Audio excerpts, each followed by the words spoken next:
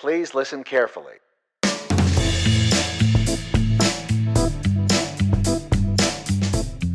Bodied is directed by Joseph Kahn. It was screened at the 2018 Fantasia Film Festival, and I think it's most famously known as the battle rap movie produced by Eminem. Adam is your typical dorky white guy who's really into rap. He's also a grad student, and he's so interested in rap battles that rap battles actually are the subject of his thesis for university, which specifically is the use of the N-word in the context of rap battles.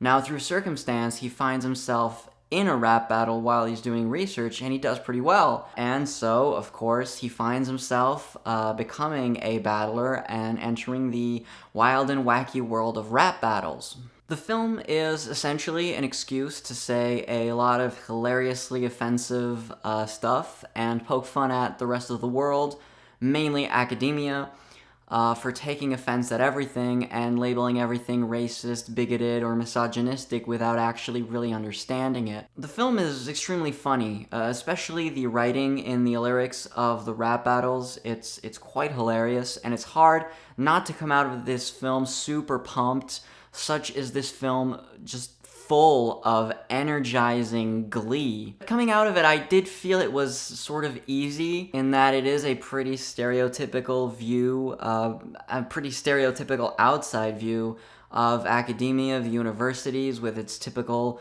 woke students that protest at every turn, and its bullshit courses, or, you know, your angry vegan bitchy girlfriends. But as I pondered a bit more about it, I found that it wasn't really trying to break down any stereotypes. What I think the movie gets at, and what I think it does extremely well, is at formulating what is offensive versus what is outrageous. And I think that's something that quote-unquote woke progressives really don't understand very well. The most offensive thing that Adam says during the film is not when he is spitting racial epithets or offensive stereotypes during his rap battles. It's when he is at his friend and mentor's Ben Grimes' house and talking to his wife, where he assumes that she wouldn't support his rap battling because a lot of the lyrics are so misogynistic.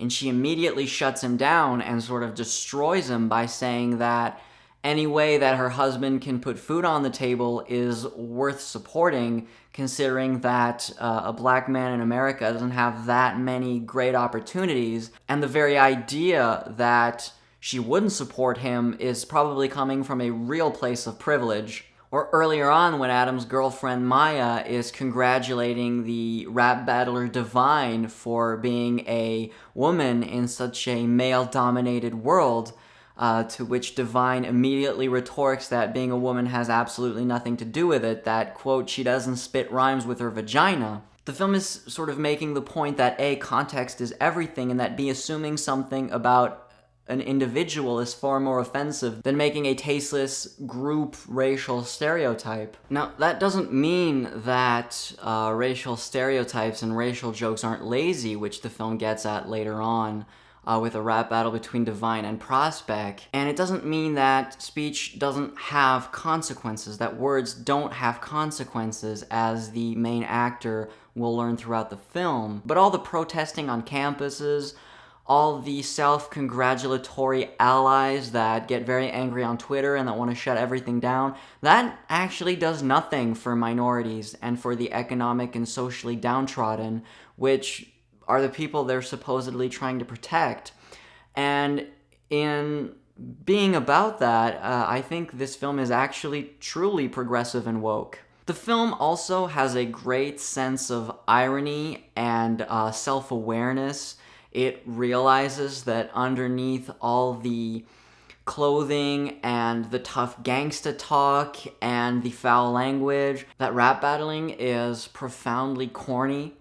That if you take the pageantry away, all you're really left with is a bunch of nerds improvising poetry. And underneath a very classic, typical story structure, there's just an enthusiastic, fun, take no prisoners, make fun of everything, super energizing film that I really recommend. And fun thing is, In front of the film, there was the YouTube original logo, so I imagine there's YouTube money behind this, and that it will be, at a certain point, fairly widely available through YouTube, so that's a great thing. And now you can keep them, he can have this.